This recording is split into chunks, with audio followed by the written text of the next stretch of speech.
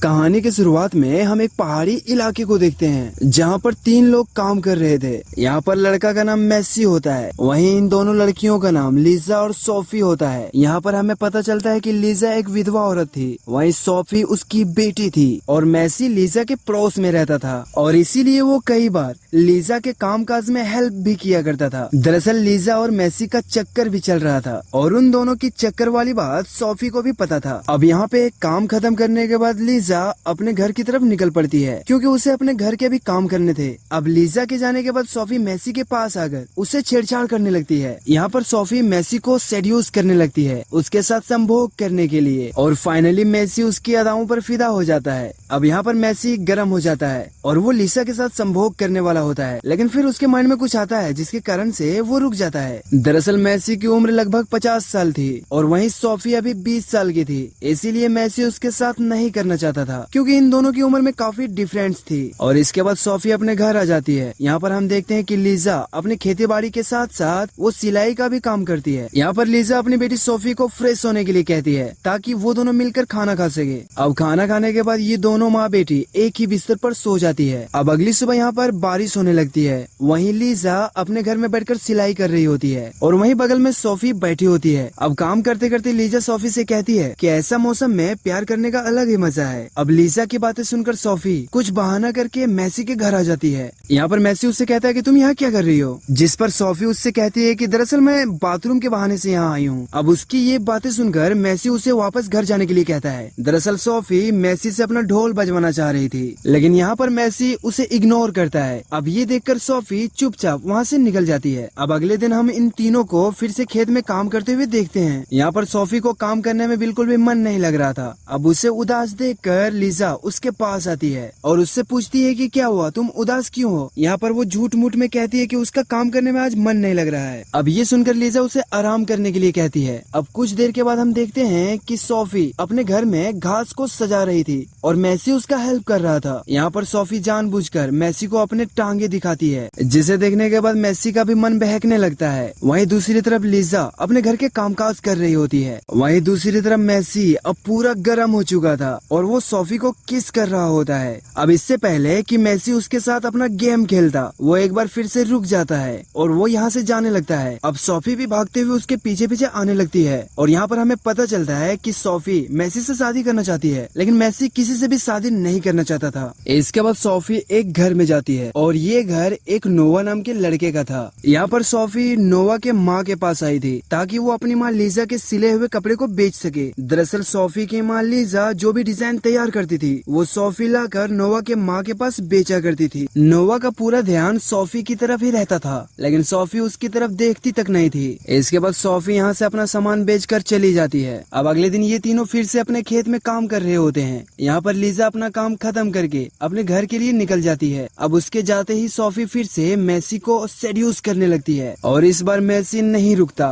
वो यहाँ पर अपना कंट्रोल खो देता है और फाइनली वो उसके साथ संभोग करता है। अब संभोग करने के बाद इन दोनों का अफेयर शुरू हो गया था और अब मेसी को जब भी मौका मिलता था वो सोफी का ढोल बजाने लगता था और मेसी जब भी उससे कहता सोफी तैयार हो जाती, मानो कि जैसे मेसी का लॉटरी लग गया हो, क्योंकि अब मेसी उन दोनों माँ बेटी के साथ संभोग किया करता था। अब एक दिन हम देखते हैं जहाँ लीजा के घर एक नॉर्मन नाम का आदमी आता है जो दिखने में बुढ़ा होता है और उसकी उम्र तकरीबन 60 साल की थी। दरअसल नॉर्मन की वाइफ कई साल पहले मर चुकी थी, इसीलिए अब वो लीजा से शादी करना चाहता था और शादी के प्रस्ताव लेकर वो लीजा के पास आया था। यहाँ पर लीजा उससे सोचने का थोड़ा टाइम मांगती है और इसके बाद नॉर्मन यहाँ से चला जाता है। अब धीरे धीरे यहाँ दिन बीतने लगते हैं। वहीं सोफी अब पूरा दिन सिर्फ मेसी के साथ ही गुजारा करती थी। वहीं लीजा को मेसी और सोफी का अफेयर के बारे में कुछ भी पता नहीं था। यहाँ पर लीजा सपने में भी नहीं सोची थी कि उसके पीठ पीछे उसकी बेटी का मेसी बजा रहा है। अब 1 महीने के बाद नॉर्मन फिर से लीजा के पास आता है उससे उसका जवाब सुनने के लिए। यहाँ पर लीजा उसे साफ साफ कह देती है कि हमारी उम्र में काफी फर्क है और इसीलिए मैं आपसे शादी नहीं कर सकती। अब लीजा के मना करने के बाद यहाँ पर नॉर्मन थोड़ा उदास हो जाता है, लेकिन लीजा अब कुछ नहीं कर सकती थी और इसीलिए नॉर्मन यहीं से वापस चला जाता है। अब अगली सुबह माँ बेटी मेसी को बुलाने के लिए उसके घर जाती है ताकि वो उसके काम में हेल्प करे। यहाँ पर इन लोगों को मेसी नहीं मिलता क्योंकि वो अपने घर में नहीं होता। दरअसल वो इन लोगों को बिना बताए कहीं चला गया होता है, जिसके कारण यहाँ पर दोनों माँ बेटी उदास हो जाती है। यहाँ पर इन दोनों को लगता है कि मेसी कोई काम से बाहर गया होगा और बहुत बहुत ही जल्द वो वापस आ जाएगा। लेकिन धीरे धीरे कई दिन बीत जाते हैं, लेकिन मेसी अभी तक नहीं आया था।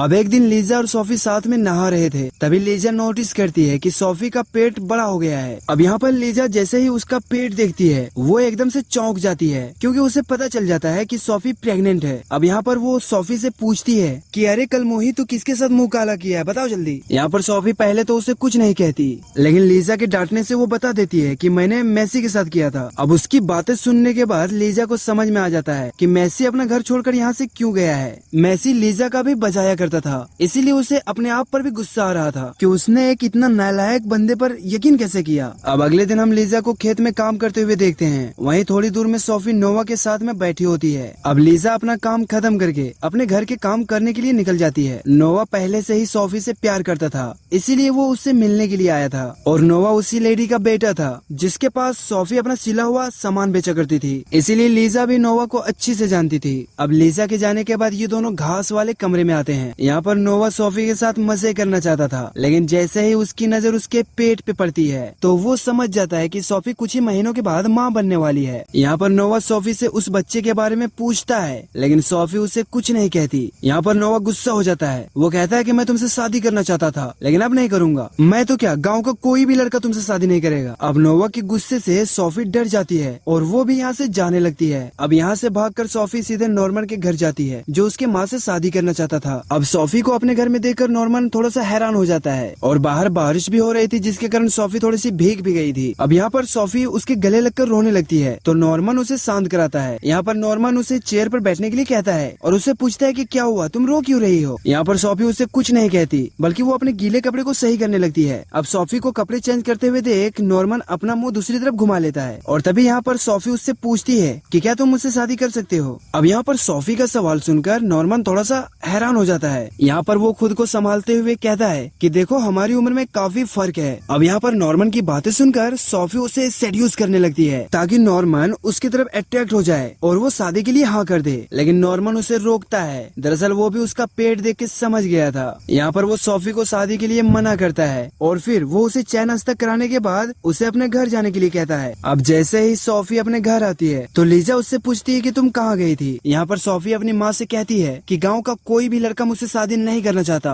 और इसीलिए मैं नॉर्मन के पास गई थी ताकि वो मुझसे शादी कर ले, लेकिन वो बुढ़ा भी मुझसे शादी करने के लिए तैयार नहीं है। यहाँ पर सोफी की बात सुनकर लीजा थोड़ा सा उदास हो जाती है। वो समझ गई थी कि अगर सोफी की शादी जल्दी नहीं हुई तो इससे सोफी की जिंदगी भी खराब हो सकती है, और वो इस बात से भी थोड़ी दुखी होती है कि उसने मेसी पर भरोसा किया था। वो तो लीजा के साथ गपागप करता ही था, लेकिन उसने सोफी का भी जिंदगी खराब कर दिया। यहाँ पर लीजा जितना कसूरवार वो सोफी को मानती थी, उतना ही कसूरवार वो खुद को भी मानती थी। अब अगले दिन लीजा नॉर्मन को अपने घर बुलाती है, ताकि वो किसी तरह उसे समझा बुझाकर उसको सोफी से शादी करने के लिए मनाया जा सके। यहाँ पे पहले तो नॉर्मन उसकी बात नहीं मानता, लेकिन लीजा के बार बार रिक्वेस्ट करने के बाद फाइनली वो उसकी बात मान जाता है। अब कुछ दिनों के बाद हम देखते हैं जहाँ पर सोफी और नॉर्मन की शादी हो रही थी। यहाँ पर लीजा सोफी की शादी से बहुत खुश थी। अब शादी होने के बाद वो उन दोनों को घर तक छोड़ने के लिए भी आती है। अब रात होने के बाद पता नहीं कैसे, लेकिन नॉर्मन जवान हो जाता है, और वो यहाँ पर सोफी का बैंड बाजा बारात वो उसका सब कुछ बजा देता है। अब काम पूरा होने के बाद सोफी सोने की तैयारी करने लगती है। यहाँ पर नॉर्मन उससे कहता है कि वो उसका और उसके होने वाले बच्चे का पूरा ध्यान रखेगा। अब यहाँ दिन बीतने लगते हैं, और देखते ही देखते ये दोनों हंसी खुशी अपनी जिंदगी गुजारने लगते हैं। भले ही इन दोनों की उम्र में काफी फर्क था,